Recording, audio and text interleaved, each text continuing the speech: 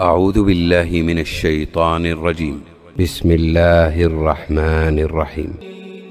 هل أتاك حديث الغاشية وجوه يومئذ خاشعة عاملة ناصبة تصلى نارا حامية تسقى من عين آنية ليس لهم طعام إلا من ضريع